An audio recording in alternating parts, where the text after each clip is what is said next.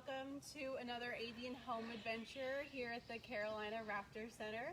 I have brought out one of my favorite birds to work at with. This is Emma, our barn owl, and she actually has a piece of food stuck on the end of her beak that she's working on. We have added a new diet to the menu. Oh, yes. Do you want some help?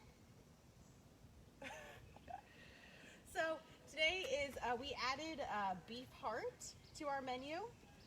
So it's a little gooey and a little sticky. There you go. Let me try to get that.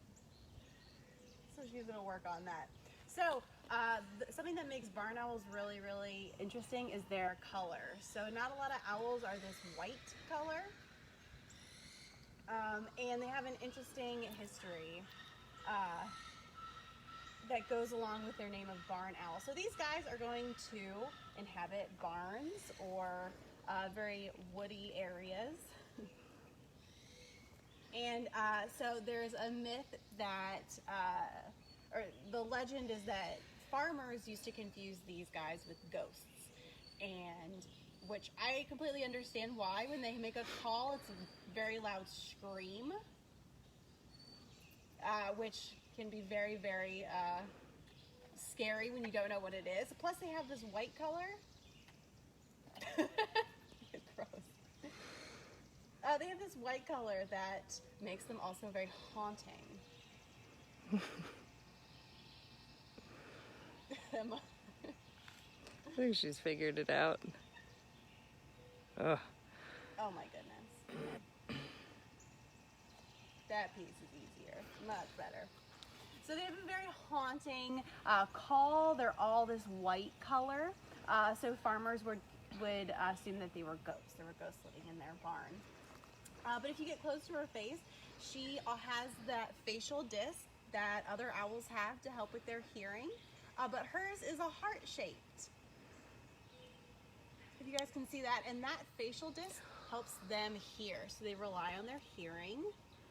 Sorry, I just turned the camera around onto myself. That was awkward. They have very good hearing, and they rely on that hearing to hunt, because remember, they are nocturnal birds, so they are going to be hunting at night.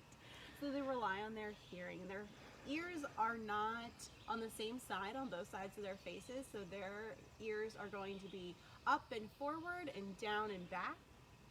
And with that heart facial disc, they're going to be able to pinpoint exactly where their prey is, even when it's dark outside. Emma. So I think the coolest thing about these guys is their feet. So on these owls, you can really get a sense of how sharp their talons are. When you think of very sharp talons, they have talons almost like needles. They are so incredibly sharp. And if you look, so she has 3 toes facing forward on this foot and 2 toes facing forward on that foot. They can actually move that outside foot to the front to help grab things. That's called zygodactyl. So not only does she have these needle sharp talons, but she can also use that outside toe to help grab things. Emma.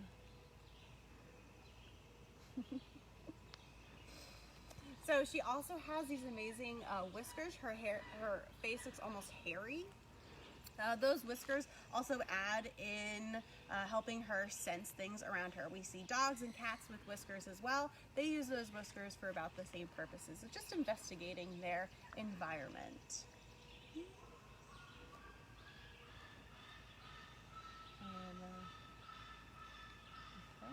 So I'm going to show you her feathers on her back.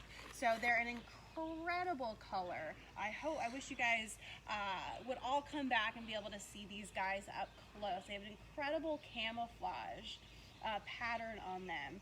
It aids in camouflage, and all raptors, they have a oil that they spread over their feathers to help waterproof them. So the rain will just wash right off.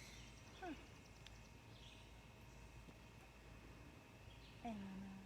If you guys have any questions, feel free to add them to the comment bar.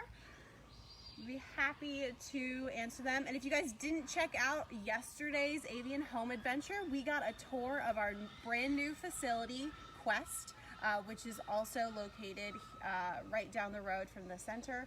We are so excited to not only open the Carolina Raptor Center, our current trail to the public very soon, but also we will be moving to a new location very, very soon.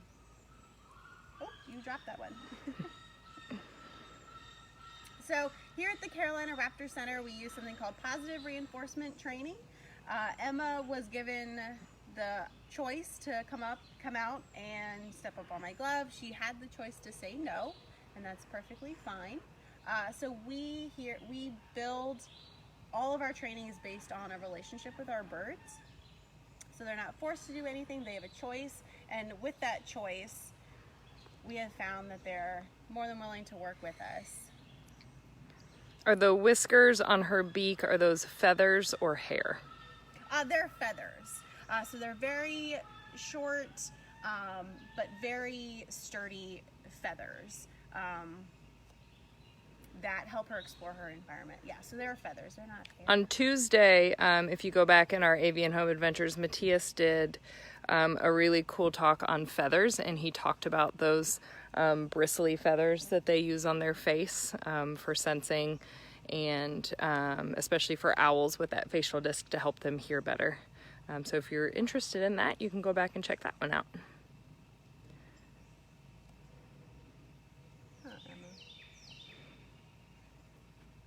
So like other owls, she also has that nictitating membrane that goes over her eyes to protect her eyes. It's harder to see on her because her eyes are so dark, but she still does have that nictitating membrane that covers her eyes, because remember, she's catching live food, and that food might be dirty or still moving, and they want to protect those eyes with that little clear film that they put over their eyes. Hers are just a little harder to see because her eyes are so dark. Hi, Jaina. Happy birthday. Hey, Jaina. Happy birthday. Emma says happy birthday. It's her favorite day of the year. Emma told me that. So would barred owls and barn owls ever be in the same territory? These guys are usually around open areas. The barred owls will be in very wooded areas. So these guys are going to live. They are both native to North Carolina, but they kind of have a little different habitat to live in. Are the speckles on her chest a form of camouflage? Yes, they are. If you guys can see, it's almost like a Dalmatian print. Yeah, it just aids in camouflage and blending in too, but you'd think they don't really blend in that well because they're so white. They do a pretty good job of camouflaging in the corners and up high. With the membrane covering her eyes, how much does that impact her vision? Yeah, that's a great question. So that film, that nictitating membrane that covers her eyes is clear. So she's not putting it over her eyes until she needs them protected. So she can still see through it, you know, as when they're hunting, but it's more of like goggles when she needs a little more protection, but she still sees just fine. Oh, wow. And there's just been a recent study done that barn owls actually have really, really terrible vision. Very terrible vision. So if you watch her eat, she often turns her head to the side. She kind of takes her head back first, looks at it, and then eats it. But they don't need very good eyesight because they have that amazing hearing that they rely on that hearing solely to catch their food. They don't really need that eyesight. Plus, they're not awake during the day. They're awake at night where it's dark. Again, they don't really need that good eyesight. You just need to hear. You hear very well. You hear when anybody's coming with food.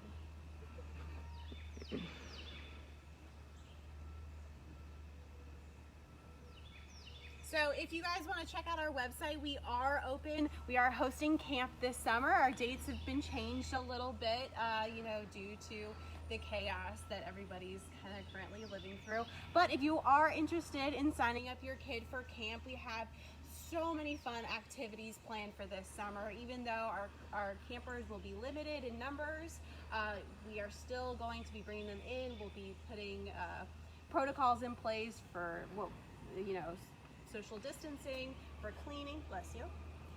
And but we are still going to have camp this summer, and I'm so excited that I was given the opportunity to continue to host camp here. We have activities with Lotta Nature Center. We have activities with other animal keepers in the area. It's going to be a lot of fun. So if you want to check that out, please go to our website, check out our summer camps. They are filling up very, very fast. Just because the lower number of camp weeks available and the lower amount of campers we're going to bring in. So if you're interested, check that out today. Shoot me an email and let me know. And we cannot wait to open the center again to you guys. We're so excited to start getting back to educating.